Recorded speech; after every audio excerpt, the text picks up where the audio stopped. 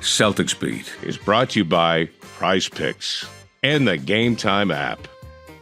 Welcome in, everyone. New Celtics Beat. Thrilled to be here with you. Adam Kaufman, Evan Valenti. We are always here, but our special guest, who, of course, is a former NBA Finals MVP. Although, honestly, you don't even have to say former. It's not like they take it away from you. An NBA Finals MVP, a Celtics legend, a longtime commentator, and still on the radio broadcast. And, of course, part of the CLNS Media Network as well. Cedric Maxwell. Max, how are you? I am doing excellent, guys. Long days, but the Boston Celtics right now are look like they're in the driver's seat when it comes to possibly going to Vegas. We got a lot of stuff to get to, of course, for people out there wondering, and I can't imagine anyone is out there wondering, because if you're listening to the show, you're probably a diehard Celtics fan. Vegas? Why would they go to Vegas? Well, that is, of course, chasing that in-season tournament, that Emirates NBA Cup. I'll save my thoughts on the NBA Cup. A lot's happened in the last week since we had a show. Ho-hum, 3 Celtics wins. Hold up, Kaufman. Yeah. Before we get into that, can we give the guy a little happy birthday? Well, listen, I'm going to get there. I'm going to say, here's what I was going to say. Have you ruined it? I was going to say 3 Celtics wins, Cavaliers' first loss, a White House trip, but most importantly, a happy belated birthday to Max. Well, thank you very much, gentlemen. Happy 69, and I feel like I'm 49, but except for my knees, they feel like they're 89. But I don't think I'm gonna be running down the court anytime soon. So thank you very much. I appreciate it. Did you do anything fun to celebrate? No. When you start to get older, you're just happy. The next morning comes that you're good. You're still getting out of bed. You're still moving. So no. It was just a little bit of stuff with some friends, but other than that, not much of anything. Not those days when you used to put the salad bag on and they're having to drag you back or carrying you in the car. You got 2 people on both on these shows. That's right. I'm not doing that. I'm good. I got a quick question for Max, because what was great was CLNS put out a video of you. You're walking, looking cool as hell, walking down the hallway to where, wherever you were headed. But my question is, because this is my industry here. Where are you getting 4-button suits, Max? Because I work in this industry. I don't know where the hell you're getting those. You still going overseas for these? That will be called right now Thailand, my friend. And you can do a 4-button suit if you're 6'8", 275. No question. Yeah, you can do. Now a smaller guy, we don't recommend you doing all those buttons, but I can carry that extra button that I love to use. Didn't it used to be like South Korea or where? It was Itaewon, South Korea. I used to go all the time. I haven't been in a while. Guy called me about a month ago and asked me, when you coming back to Korea? When you coming back? I want your business. But I just haven't had the opportunity. Since when COVID came and COVID left, I don't think I've been too many other places like going out of the States. So you haven't even been leaving the state of Massachusetts too much lately. I was all prepared to say, how was the White House? Everyone's posting their pictures, all the media, the players, walking, like Tatum's taking a picture with Obama picture behind. Everyone's just taking the tour, having the time of their lives. Not only did you not go, and you had a good reason, I'll let you, share that with the people, but you've never been, despite the Celtics' success over the years, and that blew me away. Yeah, it's really strange. I have a video clip, and I'll try to share it with you one day. Ronald Reagan using my name at the White House, and red R back behind him, and said Cedric Maxwell had 24 points and 8 and then they asked, then he used my name again. It was so cool, but I've never gone. I think the only time I'm going to go now is going to be maybe like a White House tour. And I can't imagine that. And I'll ask you the question. I asked him off the record a minute ago, and I'll ask you now: is this the last NBA team that's going to go to the White House for the next 4 years? Great question. I mean, I'm not going to be anywhere near an NBA franchise that's going to win a title for the next 4 years, so I won't know. But I know Gary Washburn, I think, wrote an article about this in the Globe yesterday, 2 days ago. So it's certainly something to consider. I mean, I like that Jalen said when they were there, like, being here is not a political statement, but if my boys were at the White House or Waffle House, I'm going to be with them, no matter what. I thought was a really great quote, and it's like, wow, it's really not about he shot the Waffle House and the White House in the same line. Oh yeah, but that man's a damn genius. He is. That's true. The White House. Damn. Yeah, he's going everywhere, and that's like, it's more about a celebration of team accomplishments, I guess. I don't know. Why didn't he use White Castle? Why didn't he go on? Since he's going to use all these white this. Yeah. I guess you could have gone White Castle because White Castle, but Waffle House, I think, probably has more pull. No, Waffle House is a southern charm place. There isn't a Waffle House near here. There is not a Waffle House is throughout the South. White Castles, I think White Castle might be through more of the across the country. But I feel like the closest one is like in the New York area. I don't. At least that's when I've been. Yeah, it could be. We got one here, but there's no Waffle House in New York. I can tell you that. No. And Waffle House, I think, as far as it goes up, it might get to Virginia. It might get to maybe Philly, but I doubt it. So I just say down south, that's where Waffle House has generated all their foods and their legendary fights in the middle of the night. What do you think, Max? Since you posed the question, obviously, are you more inclined to agree with Jalen that it's not necessarily an appearance that is tied to whatever your political standing, your political belief is? It's celebration of team, and that's why you're there, simply to be honored by the, establishment, of the presidency and the White House and all of that comes with it. That's been a tradition, albeit not necessarily an annual one, because there are teams that have skipped it, but a tradition that has gone on for a long, long time. Or do you think people are, at least in the NBA community, and we know some coaches certainly are, on the whole, so repulsed by Donald Trump that for the next 4 years, as you said, they no, we're out. Like, if we win a title, we're not going. No, I can't imagine one going. Jaylen Brown can say that, but Jaylen Brown is very active politically. So I can understand, but again, you have to be invited also to come to the White House. Remember when it first happened, I think Golden State said, no, we don't want to go. And Trump said, well, I didn't invite you anyway. Right. Yeah. I just can't see an NBA team going. I don't see a WNBA team going. Does Major League Baseball go now? Especially with all the stuff about the people from Latin America, which, do you see one of those teams going?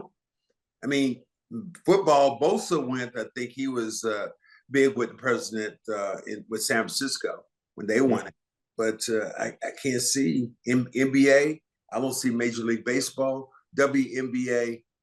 I tell you, I got one. NASCAR. They'll be there.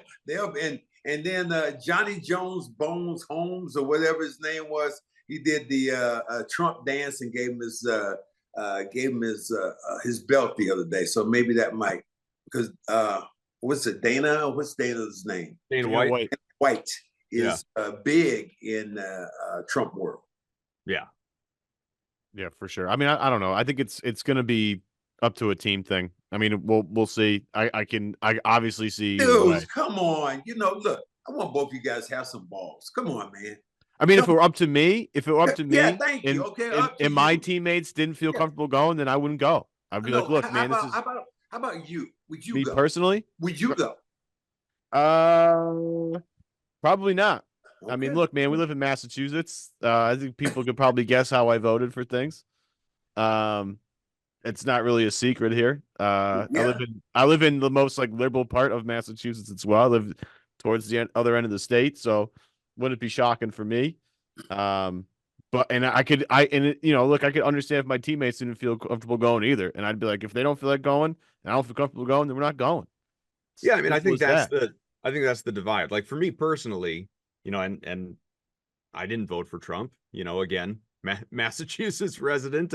Not that I don't know people in Massachusetts that did vote for Trump, but I align Democrat, always have. That's fine. But like when it comes to this, again, to me, and I'm not super politically oriented to begin with. So to me, it is more a celebration of team than it is how you feel about whoever is in office at that point in time. So I would sort of fall with the crowd, for lack of a better way of putting it. So let me put you on the spot. If you're the team captain and I came to you right now and said, okay, team captain, make a decision here. Are we going to the White House? What would you say? Does everyone have to follow? I'm just asking you, your opinion. I would go. Oh, hell. But I wouldn't go alone. If my teammates weren't comfortable going and didn't want to go, I wouldn't go. Okay. You know what I mean? But if you're saying, would I rather go versus not go and, be honored at the White House by whichever the president it is, yeah, I just think that's I would love to talk to some of the players that were just there because I'll never know personally, obviously, to know like what the experience is like. Is it something that, now that you've done it, and I don't even know that they could put themselves in this extreme hypothetical, but now that you've done it, all right, now I told you the only way you could do it, you haven't done it, you're replacing the situation. The only way you could do it now is that you're swapping out who's obviously president. Trump is president. It's no longer Biden. Obviously, it's not Harris. Everything else that comes with it still applies. Would you go, or would you have skipped it? And I'd be curious to know what some of them would say, or I don't even know how truthful they'd be with it. Maybe it's something the kind of conversation you'd have to have off the record with them. You know what I mean? But I'd be wondering. I'd be curious. And now, okay, let me tell you my opinion on it. Okay, they're eating your dogs and your cats. What the hell? No, I would not go. I know we're not supposed to be political when we talk about stuff like this in basketball, but if you listen to Greg Popovich talk about it, you listen to Steve Kerr talking about it, sure. A lot of the people who have been the hierarchy of the NBA have not been on that train. So, So you're also naming two people that have been to the White House many times and been honored by multiple presidents. But they wouldn't go now for this president. Right. But what if it was your first and potentially only opportunity? Would they sing a different tune? Maybe I had one opportunity to go this time. Did I go? I mean, I did what I did, and I'll let you guys in. I actually was tradition, the heritage. They had the thing for D. Brown, Tito, Gronk, Hamill, and it was somebody else. It was Parks. Were there, and they were all being honored. And D. Brown asked me to be his lead guy, to be the guy who spoke for him when he got up. Presenter. Yeah, so the presenter. So it was really cool, and I enjoyed it. I enjoyed the experience, and Sean Grandy ended up going, my broadcast partner, and he sent me back a message saying I chose wisely. So maybe that'll tell you what went on, and but good for them. I was happy to see them. Here's a bigger thing that I love: the fact that they were all dressed in suits. Didn't that just really make you feel good about, man, these guys? Big deal to go to the White House. Yeah, no. I'm not talking about that. I'm just talking about the fact that they were dressed well. That's one thing. That's the one thing that hockey gets right. If you've ever seen these hockey guys come to a game or leave a game or go get on the bus, they're dressed in suits and ties. They're representing their brand. When I see my NBA players come in, and I know it's a different time, but when I came in the league initially, that's what they told you. Tom Heinsohn, Red Auerbach told me, when you're out in public right now and you're with this team, you're representing this team, have a suit, tie on. The only thing if you don't have a tie, have a mock turtleneck on. because you're representing a brand. Now, I don't know. Sometimes I look at these guys with what they're wearing. I can't even figure what the hell they're. Well, what is that? I saw Marcus Smart one time. He had on a robe from the hotel, and he's coming to the game. It's like, well, what brand are you representing when you do that? The hotel. Yeah, I mean, you'll have Tyler Hero, missing a game. He'll be sitting on the bench courtside in like a velour tracksuit or something like that. It's like, not everyone does it up the way the KP does there in all the great looks that he's got. Although it does raise the question, it doesn't matter. We're so far off the rails anyway. But they've changed the rules in recent years. I don't remember how many years ago it was at this point in time, handful, whatever it was, that coaches no longer have to wear suits on the sidelines. Obviously, but coaches are uniformed. They all have uniformed. They all have on a quarter zip or whatever. They all have on a black or sweater or whatever it is. But would you rather that all that coaches were still wearing suits, or do you not care? I would rather for the coaches to wear suits too. Yeah, it's just to me. I remember the Chuck Dailies. I remember the look of a Pat Riley when I looked at him going, absolutely. Oh, wow, man, that is so cool what he's wearing as a coach. I remember those days. So, yeah, those are days that I wish somehow could come back. I know they're not. I know I'm Scrooge right now, but that's just the way I feel. I mean, I used to love Jay Wright. Just tune in to every Villanova game to see what Jay Wright's wearing. That guy was impeccably dressed. Yes. Every game. What did that? Let me ask you this: what did that do for you when you saw a coach dressed like that? Well, look, man, you're preaching to the choir here. I loved it. It looks like a little professionalism, like take it a little seriously. Thank you. And it's not like Jay Wright had to wear a suit to convey professionalism. The guy's an NBA, he's an NCAA champion. It's not like he didn't have to do it that way. What was he conveying? Being a excellence. Yeah. Excellence. This is how you come to a game. This is how you represent. This is how I represent my university. Not in a freaking tracksuit. I mean, dude, really? The White House pictures are the first time I'd ever seen Joe Mazzulla in a suit. Oh, it was nice, wasn't it a nice picture? I think Derek White wore a tux. I'm pretty sure Derek White had like a tux on. That. I don't know. I love the fact that they got dressed up. I couldn't have been more proud of seeing them. I mean, Jalen and seeing Tatum and the way, it was just so cool for me to see that. They represented the brand. Again, you're preaching to the choir here, Max. This is all, I could go all day on this. I could rank them all if you wanted to, but we don't have time for that. Okay. We're going to take one quick break. Tell you today's show is powered by Prize Picks. Prize Picks is the best place to get real money sports action. With over 10 million members, billions of dollars in awarded winnings, Prize Picks has made daily fantasy sports accessible to everyone. You just pick more or less on at least two players for a shot to win up to 100 times your cash. Run your game all season long on Prize Picks, Ev.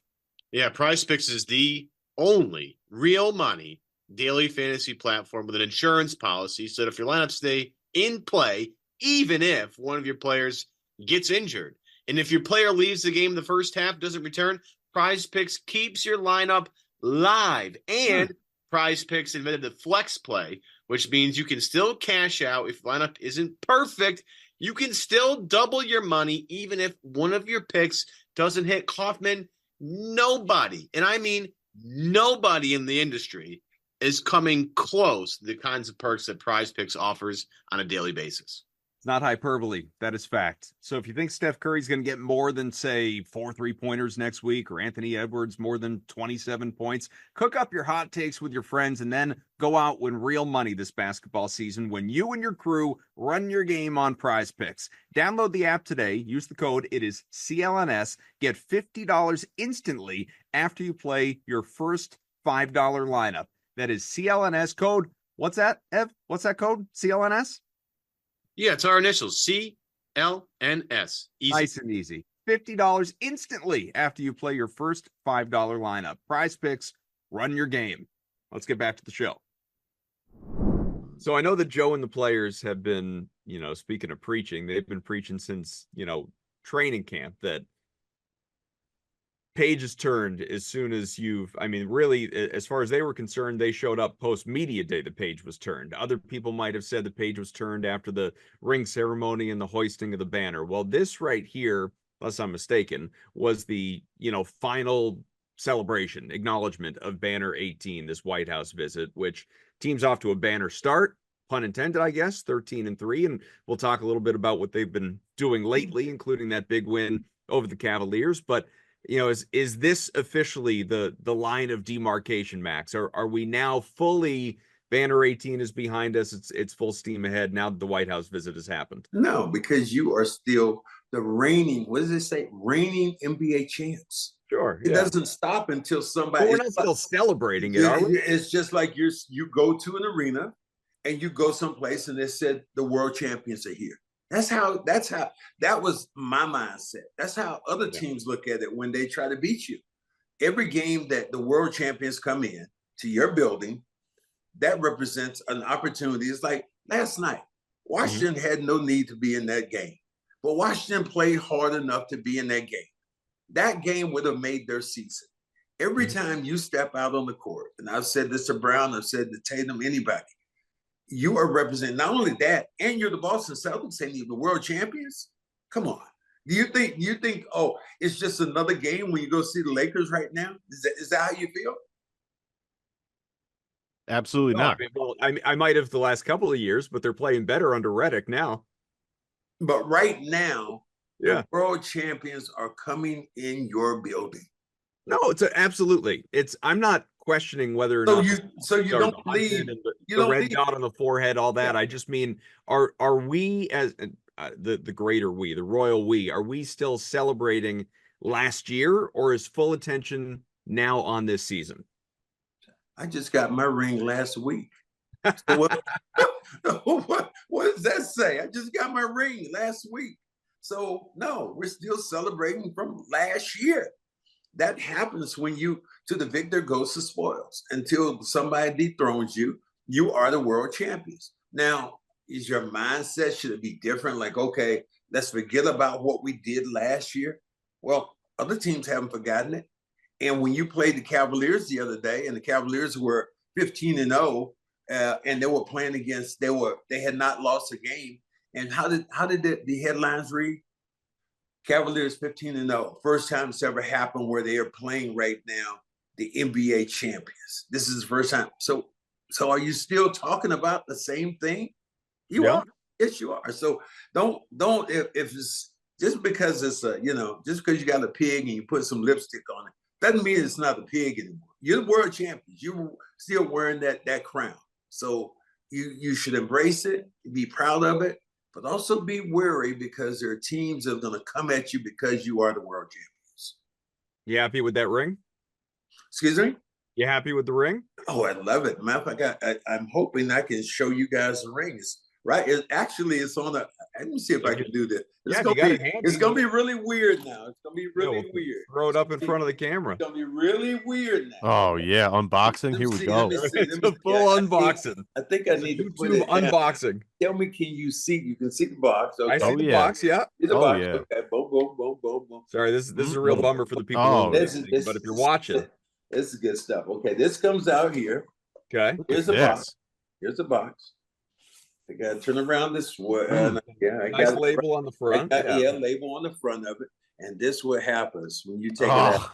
Oh, that's nice. It's spinning. Ooh. Is that battery powered? You have to replace that battery eventually? Oh, yeah. The ring is spinning in the box. That's how they give it to you. That's awesome. Now, you guys spare no expense. You guys are the first ones to see this. When I saw it, I had a cow. This is the championship ring, and I think they actually have, my name is on the side. They have 2 other trophies in there. So I think they did it somewhat individualized. Yeah. With, you as a player. So this was my platform I had on that, I was doing the whole thing. And when you close it, everything goes down. But when you open it, it starts spinning again. With the light going on when you open oh my God, dude. That is so cool. Is how it's like Joe was talking about, like, where would I ever wear this? This is obnoxious. It's too big. My words, not his, but he, like, obviously these, I'm assuming, I know there are the levels of championship rings. And so, Yeah. You guys don't get like what the players get, but No. obviously that is a massive, gorgeous ring. Will you wear it around? Have you worn it around the last couple of days? I have not worn it around. I have not been in that position where I was wearing it around. That's only when you put on the 4-piece or the No, this would be, you know what? I'm gonna wear this ring when I watch this, guys. Watch how I work this back in. I'm gonna wear this ring when I go to Los Angeles. There you go. So wait a minute. Are you saying I've let it go? I've turned the page? Is that what you're saying right now?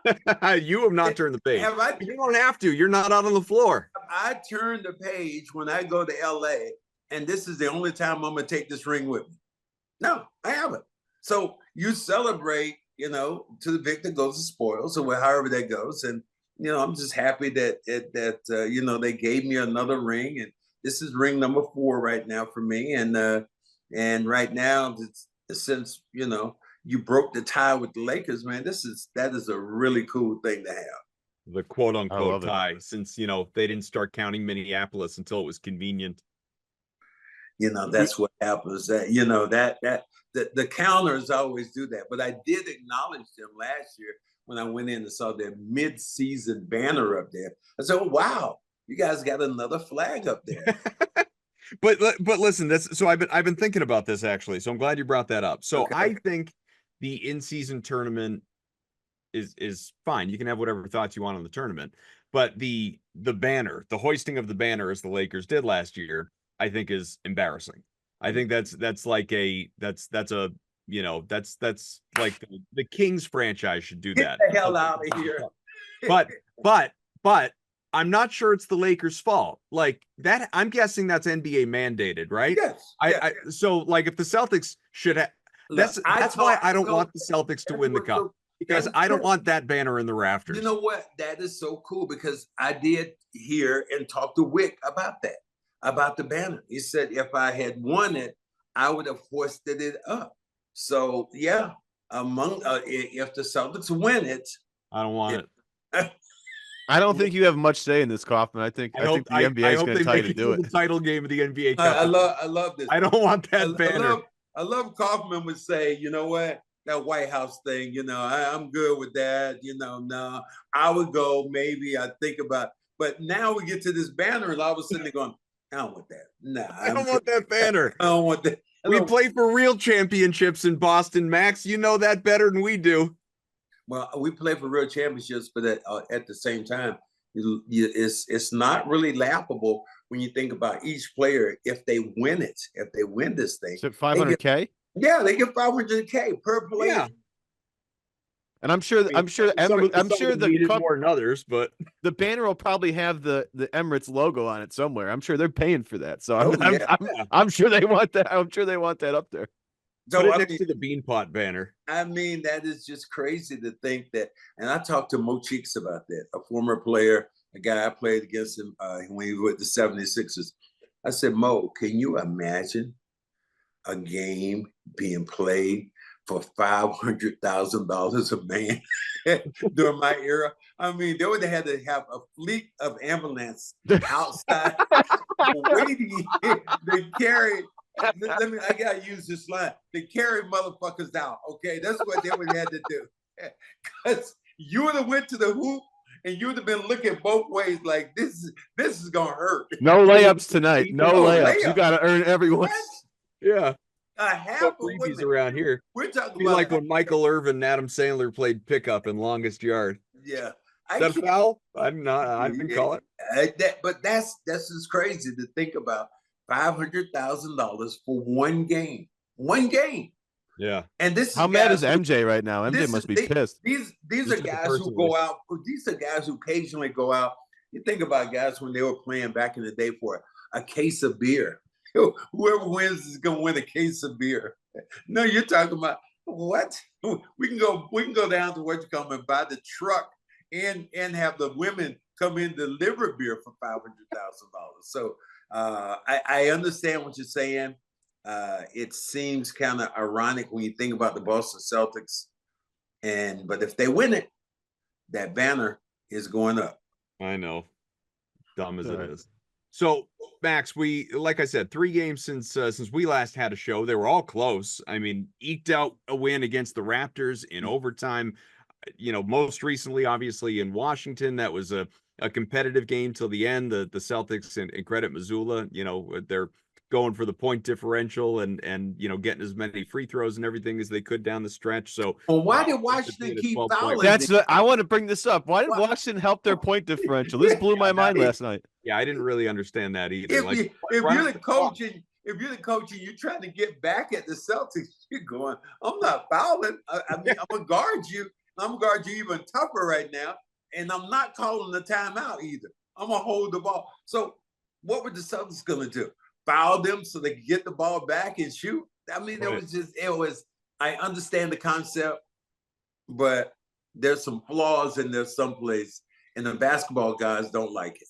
Worked out for me though. I needed Tatum at a measly 15 points as part of a parlay. He got it with 11 seconds left in one of those trips to the free throw line. I was sitting there sweating, couldn't believe it was 0 for 10 from 3. You kidding me?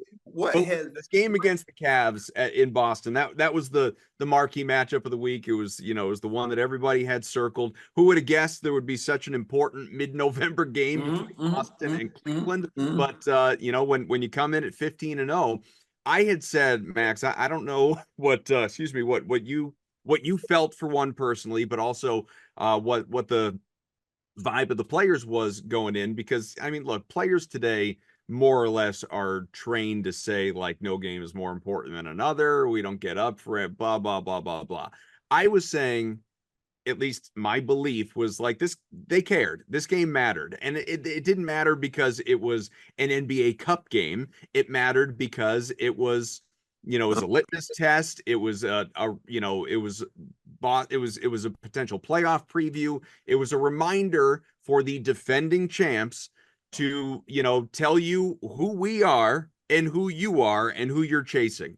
And that to me felt like a notable kind of contest. And Boston, I know it was a 3-point final ultimately, but Boston was running away with this thing early before the Cavs charged back late and made it a game. But was there something extra to this game for you? And did you feel like there was for the players? If you think that the players did not care and there wasn't extra juice for that game, this is a national televised game. This is the biggest game right now this year on the circuit. So let me do like the famous John Belushi. Bullshit. You think that, for instance, that they didn't care? No, this was big time. It was a big time game, a big time performance for the Celtics, and and a lot of the national people left saying the Cavaliers have closed the distance. Did they realize that Porzingis isn't playing?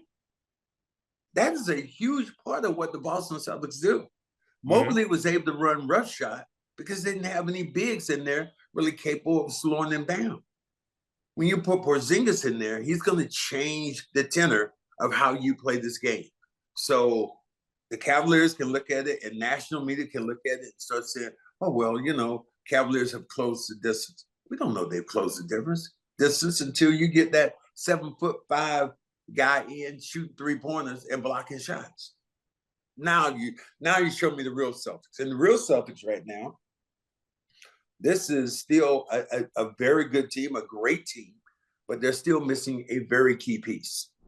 Quick break to tell you, today's show is brought to you by Arena Club. It's not easy being a fan of trading cards, of ripping open packs or ripping open repacks. It's all hyped up, this world of just opening a pack and having a Michael Jordan or a Wayne Gretzky or whoever your favorite rookie card is fall right into your lap, but with zero transparency on available cards and hit rates. It's just all a shot in the dark, man. Until right now, introducing slab packs from arenaclub.com, the only repack that provides real value, a complete view of all possible cards, and clear hit rates for each one. Now when I buy a slab pack at Arena Club, it finally feels like I know what I'm getting, that mystery box feeling, right? Like I understand you watch these unpacking videos, and part of it is like, oh, I want to see this guy's stupid face when he doesn't get anything. Or I want to see what happens that one time you pull that something that's super valuable. That feeling, no longer there. You know what's replaced with? One that makes you feel better. Arena Club slab packs are revolutionizing the repack game with transparency. And after your pools are revealed, they'll immediately be placed in your vault for safekeeping, for trading, and selling. You can have them officially graded by Arena Club. Right now, you can get 10% off your first purchase by going to arenaclub.com/CLNS. Crazy offer. 10% off. The $4 slab pack. That's $40 right there. That's arenaclub.com/CLNS for 10% off your first purchase. I want to hang on this for a little bit because this is actually something I've been thinking about. And this is what I want. I wanted to see what I got in the first half of that Cavs game was, and I almost compare it to like Steph Curry and the Warriors, right? Every time Steph comes into somebody's building, it's always like the other team's biggest game of the year because of the history of the Warriors. And I thought this year when Golden State came into Boston that it was almost like Steph was like, oh, you guys think you're the champs? Okay, cool. Well, we've been there, done that several times, and we're going to show you how this is done. I almost felt like Steph, the way he carries himself, like personally, like just because you're the champ doesn't mean you're going to win this game tonight. Like we're going to handle this. And I think Steph carries himself like that with some of these measurement games, right? Whenever they're playing Denver or they're playing the Mavs or they're playing, whatever contender there is. He Thunder now. Yeah, he carries himself like you guys think you're something, but you're not. I'm Steph Curry. I'm here to win this game. So you're saying that. So what you're saying is that there is a carryover from them being the champion. Exactly. That was a narrative a little bit early in your show. Yeah, and I want in that Cavs game specifically, I wanted to see Boston come out with that same attitude of like, oh, you guys are 15-0, it's cute. Like, roll the ball out, let's see what happens. And in the first half, I'm like, yeah, this is exactly how I expect this to go. And I actually did expect Cleveland to have a little bit of a response, and they did. But at the end of the day, Boston was like, yeah, your 15-game winning streak's real cute, but not in here, guys. I think we saw that same attitude opening night against the Knicks. Yeah. Where all offseason you heard about the Knicks. Oh, the Knicks are going to be the best team Boston plays. They might even beat Boston, and Boston's like, that's cute. Watch this. And they win by like 30. So then on the flip side, Max, and I'm curious to hear your thoughts on this because I wanted to kind of paint this picture a little differently.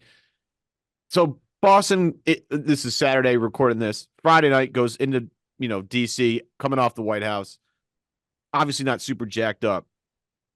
Did you find it hard, in that next year after you won the title? And I'll throw Cleveland out there because Cleveland, that 81-82 year, they won 19 games. Mm-hmm. They had, I looked at the roster, I'm like, there's a lot of guys in here I've never heard of before. Like, did you go into that game thinking, like, let's just get out of here with a win. Who cares what it looks like? Let's just, let's get some cardio in tonight. Let's make sure we leave with a win, but let's not do anything crazy. Is that a mindset of the locker room when you go into like a game where it's like, who cares? I think that you're talking about individual players. Like, for me, that is exactly how I was. And that is one reason why people always felt like, well, you're not playing hard. The one thing that I hated about playing with Larry Bird is that Larry Bird could play the same way against the same, opposing different teams, be it good, be it bad, or whatever. Giving the fans, oh my God, dare I say it, their money's worth, when they came there. Larry just had but I didn't, some of us as people, we need to be motivated. Sometimes we get motivated or jacked up a little bit more. It's like when like this, there was one girl you used to like in college, but there was another girl you really liked in college. So wait a minute, I'm going to put on extra cologne. Matter of fact, I might even take a damn shower, girl. I might put some lotion on my body. And that's the mindset that you start to have when you think about, okay, what am I going to do? And this is a little extra. Yeah, there's some extra sauce that certain players have. Larry played like that against everybody. He had that extra sauce. There's not a lot of players that play that way. That I like Pritchard plays that way. Yeah, Pritchard plays like every game is his last game. He just goes out there and runs around like crazy. You're right, and that is beautiful for him. But in an 82 game schedule, you're not going to have much in the playoffs.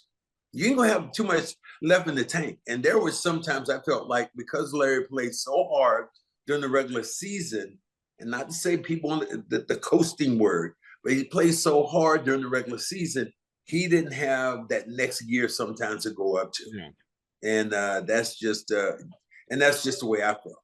But that's why I've been greatly maligned many times about, you didn't play as hard as Larry. Larry did this. Larry Bird was one individual that just did not want to be on that same page. And, I love people that say the 1986 Celtic team, that's the greatest team of all time. Don't we? How many times we heard that? Mm-hmm. How many championships did they win? I mean, the one. The one. Yeah, the one. One time. I like how the guy goes just, they won the one. Yeah. But if you're that great of a team, aren't you supposed to win multiple championships?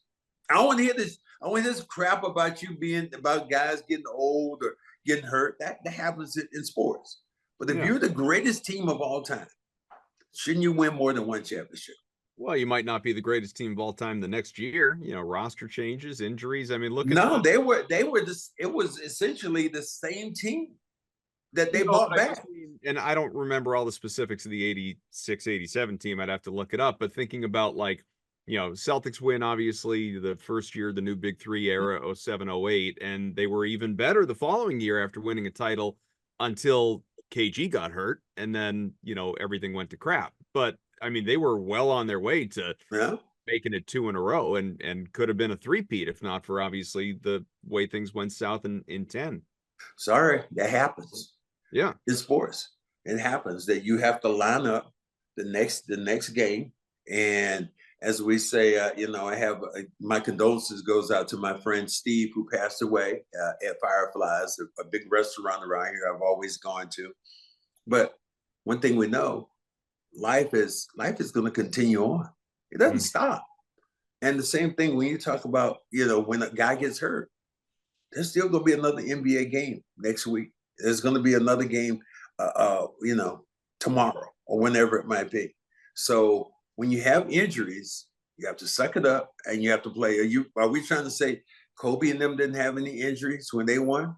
Bill Russell's teams didn't have injuries. So that's all I say, because I have many people who come up to me at the tradition the other day and said, man, oh my God, what a team that was. I was with you guys in 1986. And I will always say this, dude, I wasn't here in 1986. I got traded. What? No. You were here in 1980. I met you in 19. I said, no, I got traded then. I wasn't on that team. I'm not hating on that team. They were a great team. But I just did, the greatest team of all time. I have some fundamental thoughts when it comes to the greatest team of all time. They only won one championship. The thing that you mentioned before that I think is just, I think it should be highlighted, because it's easy for me to say, it's easy for Evan to say, we have no credibility on the topic, though. You do. You were in the league for a long time and, obviously played with hundreds upon hundreds of players. The fact that the whole guys are always giving it their all. You can't you can't give 110%. No, you can't give 110%. That's mathematically impossible. Thank you. But that also, you got to remember 110 may as well be considered 100, because not every guy is given 100% every single night. There are some nights where guys just aren't giving it their all. And maybe you're wired like a Pritchard. Maybe you're wired like a Larry. And, maybe you're wired like a Cedric Maxwell. Cedric Maxwell. You have some of these games when you're going, oh, this is a real big game. Hey, guys, get on my back. I'll carry you across right now. Yeah. That was my mentality about playing the game. And I'm sorry, I'm not apologizing to anybody. But, that was my makeup as a player. Some guys play differently than others, and that's just it. We think about great Red Sox players, guys who play.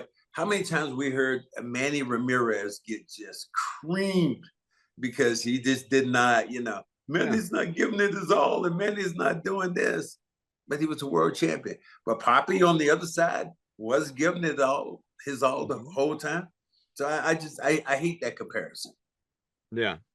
Yeah, I think it just, again, if we're to look at these two games, right? Cleveland, Washington back to back. Like, they won them both, and Celtics had to maybe try a little harder toward the end than maybe they were necessarily at the beginning when they thought they might sleepwalk through that game a little bit. But like, I'm sorry, universally on the aggregate, like the Celtics were not, quote unquote, trying as hard against Washington as they were against Cleveland. How'd it work out?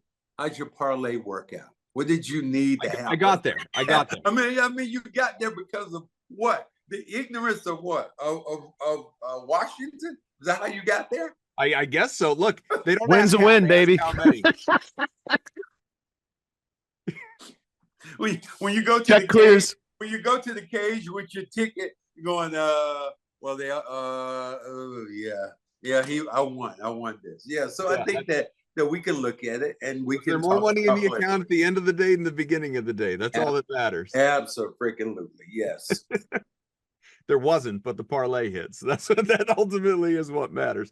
So now that we can, I felt like we've been talking about that game for 2 weeks, and would the Cavs still be unbeaten and Obviously, we saw the way it played out, but I don't want to, I feel like there's an element of us acting like, Boston steamrolled Cleveland, did in the first half, didn't for the game, won by 3 points. Mm-hmm. And so when you watch that, and it was, we used to talk about this a lot on the show, talked about this recently as well when previewing this game.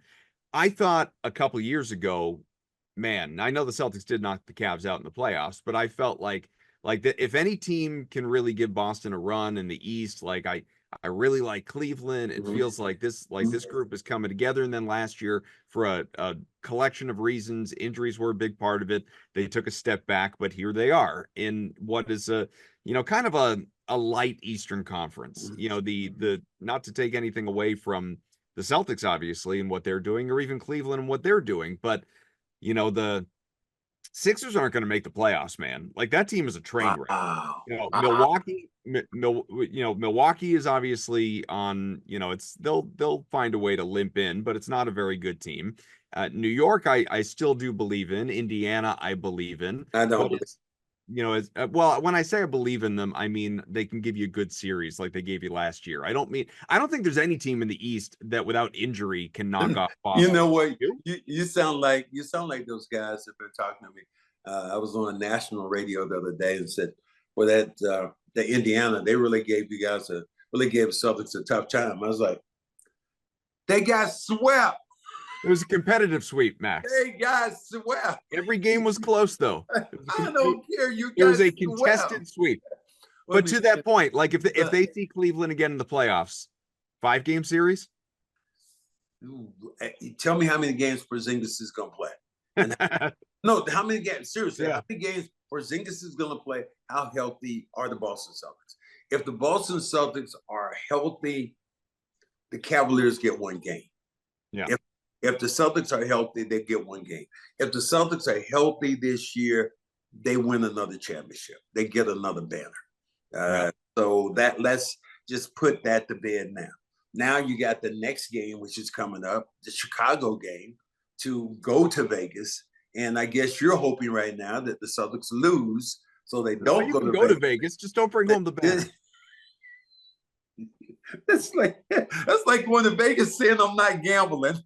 I don't think, as you get off the first time I went to Vegas, the first time I got off the airplane, I hear, I'm still right now getting off the plane. I hear slot machines in the airport, Max. That's right. Wait a minute. They do not have a slot machine in the airport in the waiting area as you get off the plane. Seriously? So you're saying go to Vegas and don't win. Okay. All right. Put that thing in baggage claim just to kill time. Just keep ripping the handle on that. No. Do you know how many times people have? I've talked to somebody about this in Vegas. How many times people have their bags keep going around the carousel and they finally take them off because people have forgotten their bags and they're just pulling. Oh my goodness. It's an addiction, Max, an addictive behavior. There's no doubt about it.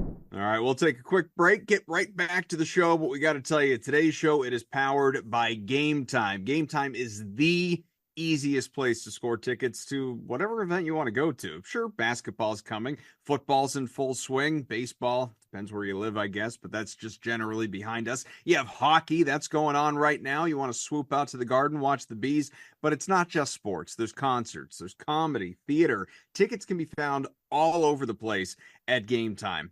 Even a new feature called Game Time Picks that makes getting tickets to see your favorite teams play live even easier, Ev. And Game Time Picks, it filters out all the fluff to show you only incredible deals on great seats so that you don't have to waste time searching through thousands of tickets. And they have this new thing, Kaufman, called the Super Deal. I don't know if you've seen this yet, if you've been perusing the Game Time app, but basically what happens is Game Time will show you pick like we always talk about the Celtics in the show. Let's say we wanted to go to opening night and you pick you're looking through the ticket options. They'll have something called the Super Deal, which means it's in the top 1% of all tickets available for that event. If it has that super deal, you better pounce immediately because those tickets will not be there long. They're too good of a deal.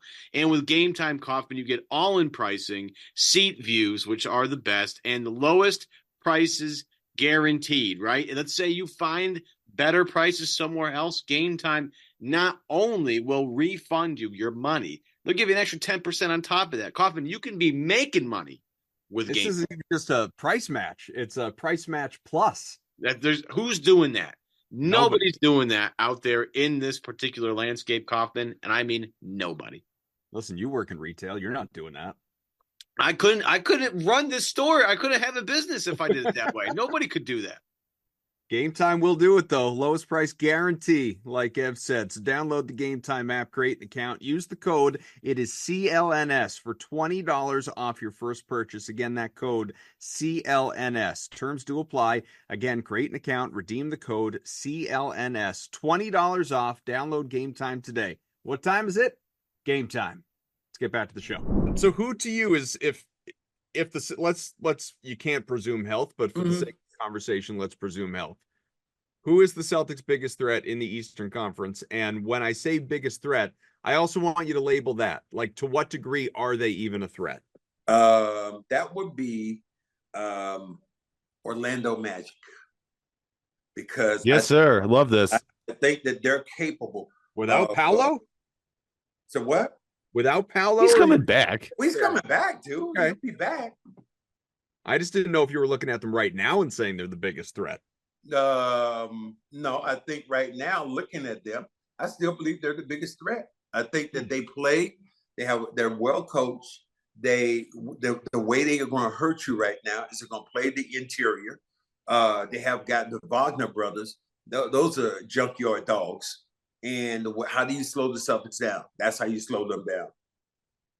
They're defensively very good. And I think that's, if you're going to try and with your length, right, and with the size of the guys, like they just have a bunch of dudes that are like 6'8" and taller. And like it's not like Suggs is on the shorter side, but he's also an incredibly good defender at guarding smaller guys. I'm not saying Derek and Drew are small guys; they're big in their own right. But when you get to the switching part, which is what, if you look at the Cavaliers, the reason why a lot of people might not view the Cavs as a legitimate threat to Boston is because their two guards in the backcourt are 6'1" and 6 feet.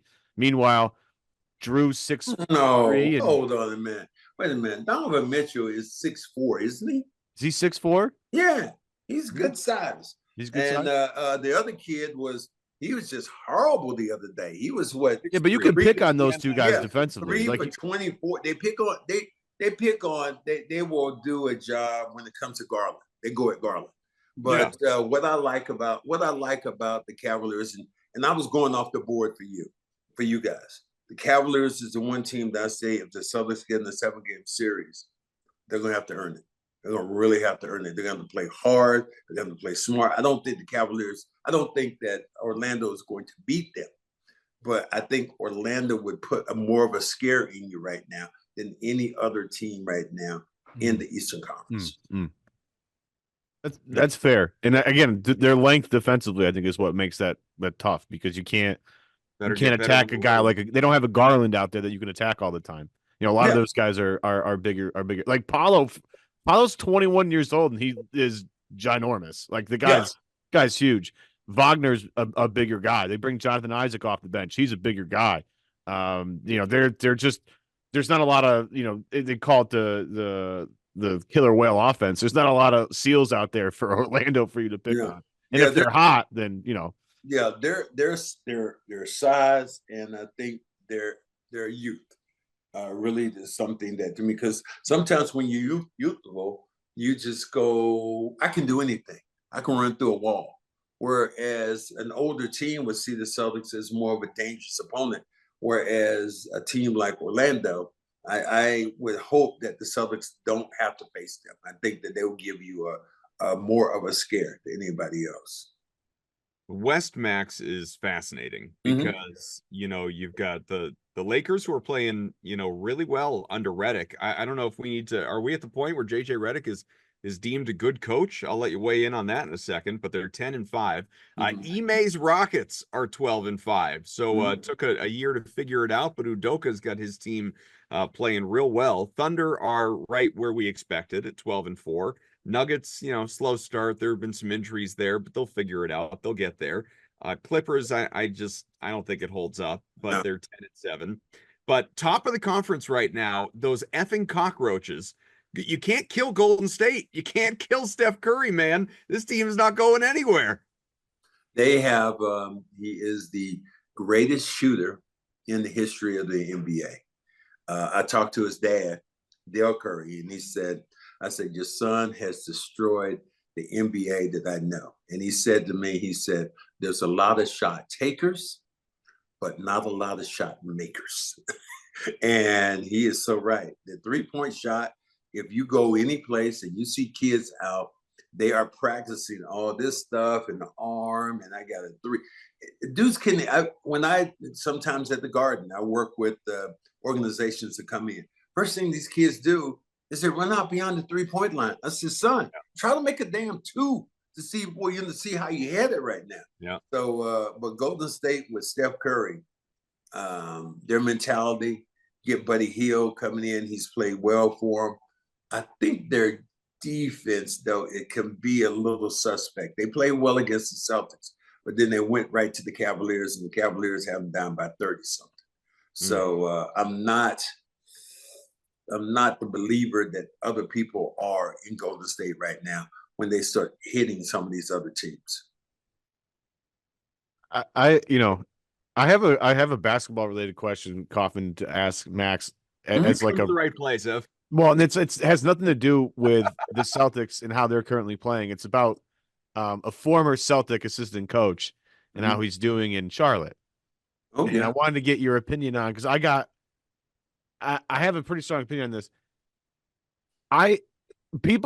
Charlotte fans freaked out that Charles Lee benched LaMelo Ball at the end of a tight game.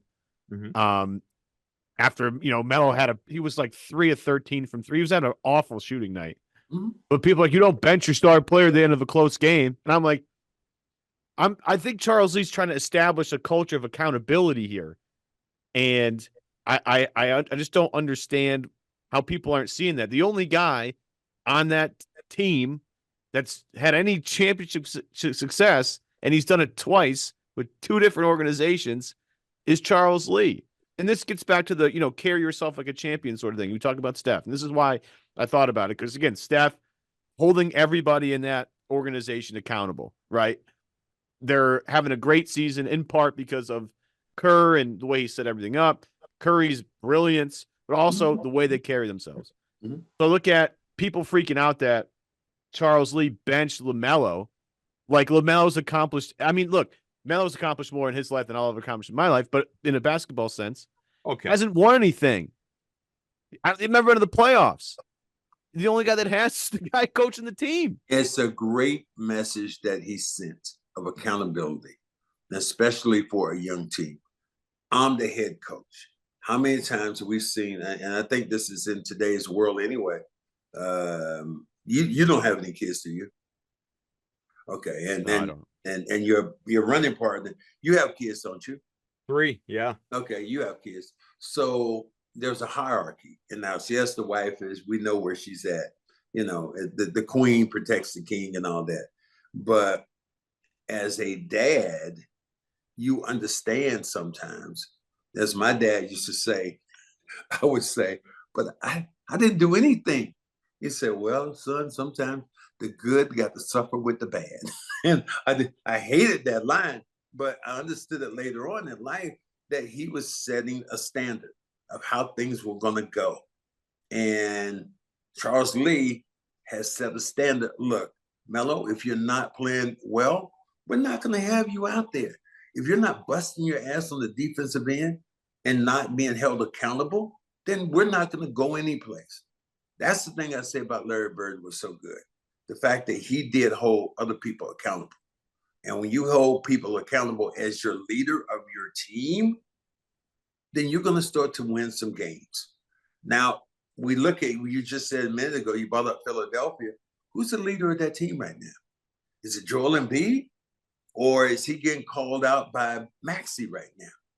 Mm-hmm. That's a absolutely mess down there in Philly right now.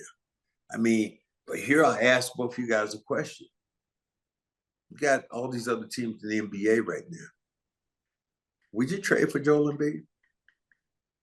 I mean, depending on the team, not on the Celtics. I want him nowhere near Boston. Not the Celtics, but you got a lot of other teams.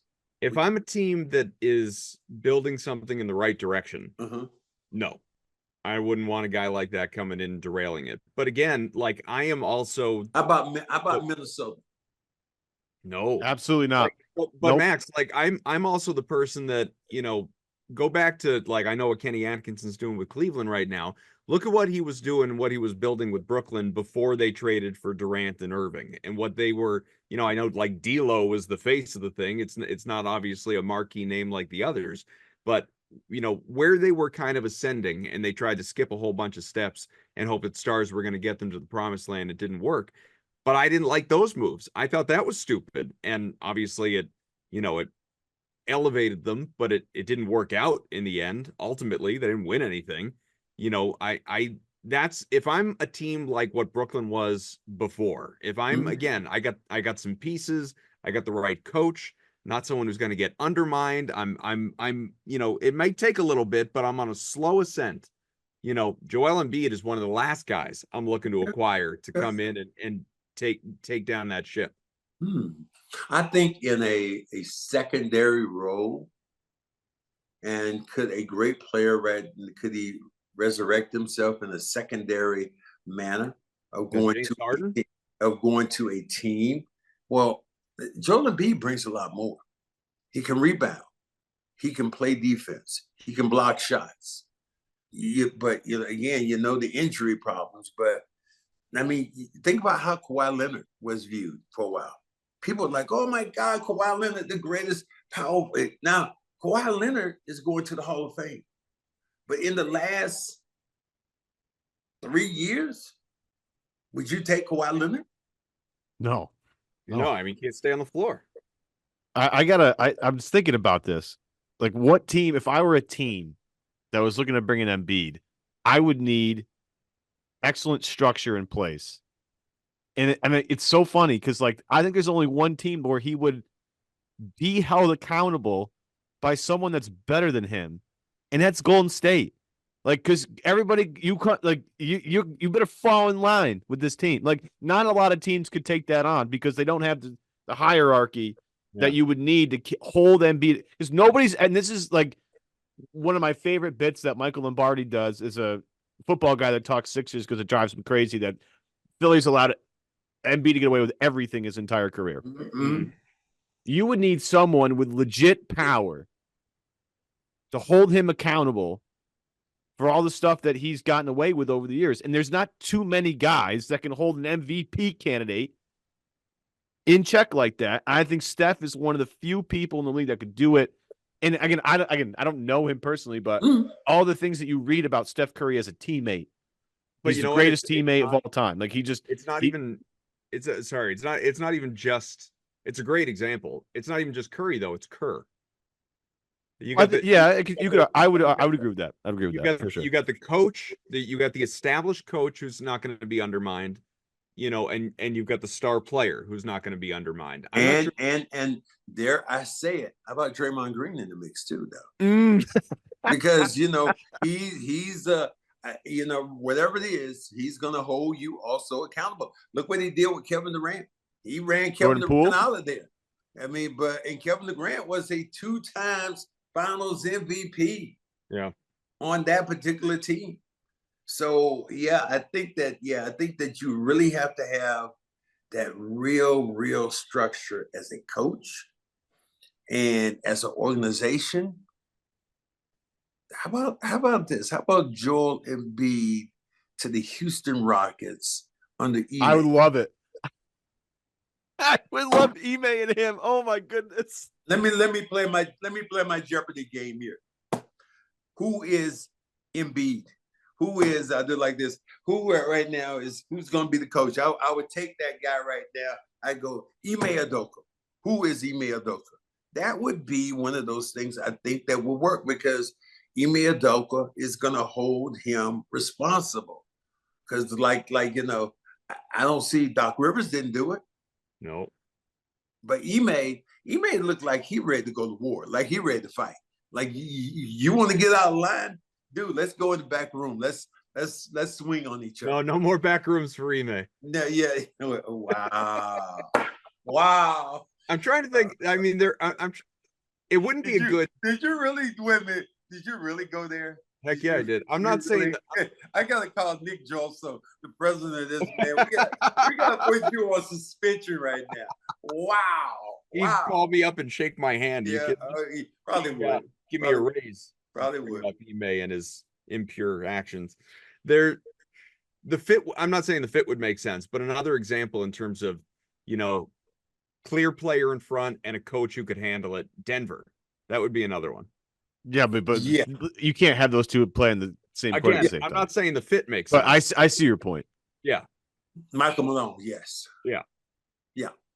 I think in this league right now, that's a good one. That's a good suggestion. I think in this league right now, there's only a handful of coaches that have that in them that you feel like, okay, they're ready to go to war. And Ime would be, Michael Malone would be one of them. Yeah, Kerr because of his pedigree and what he's done. You remember he was the same one that told Joel Embiid in the Olympics in a particular game, you're not going to play. Yeah. Joel Embiid you didn't see him pissed off and nothing, like, oh, okay, let's do what we do. So I just think this Joel Embiid thing is fascinating for some teams out there that might want to take a chance. Sean Grandy asked me, my broadcast partner, said, do you think that Joel Embiid could win a championship? I said, not in Philly, but on another team. Now how about this one? I give you one other one. And you guys gonna go, heck yeah. How about Miami? I was thinking this.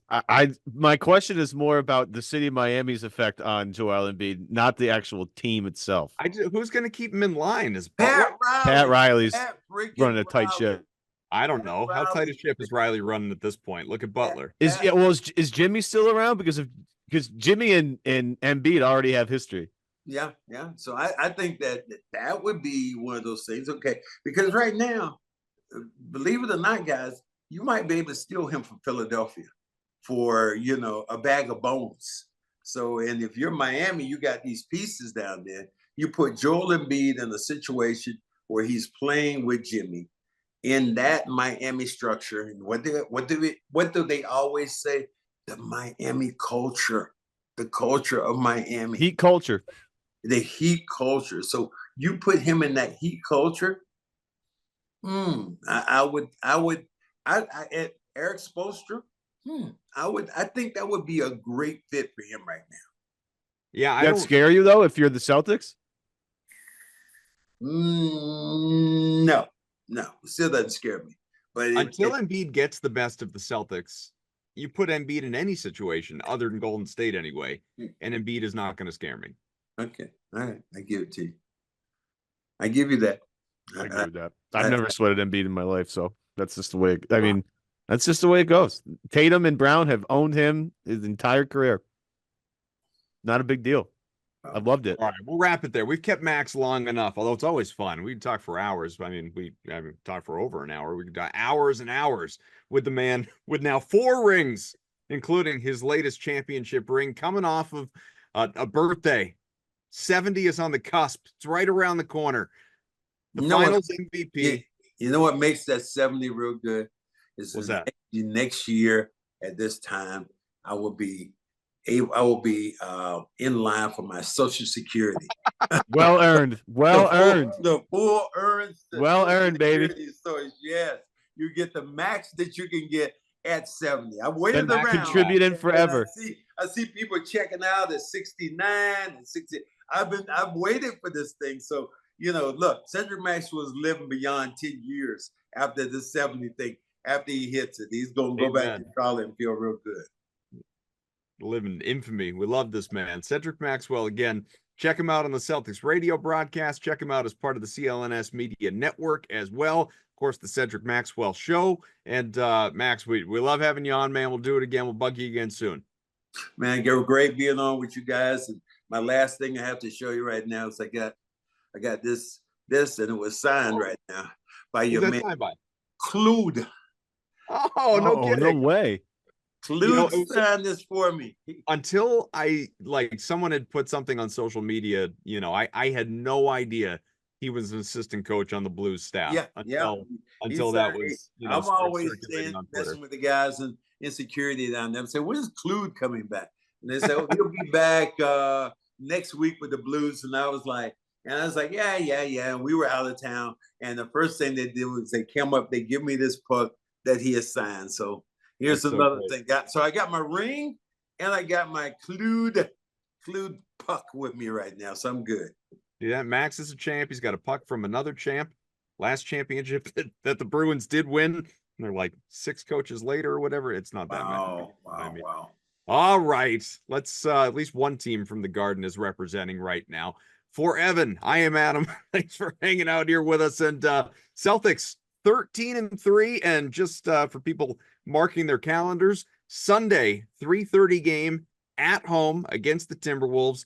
Clippers at home on Monday 7:30, and then nice little Thanksgiving break. Not back at it until Friday night in Chicago. First of a little 2-game trip. So Max, hey, but you know what? Put it in there. That the Chicago game is important because the Celtics have to win that game if they're going to advance. Got to get that banner, man. Got to get that banner. Because, if they get the banner, I'm going to make sure you have a hand in, at least pulling up to the raft. Max, you leave me a ticket. I'll be there, buddy. Absolutely, buddy. Happy holidays. All right. Thanks, everybody. We'll see you.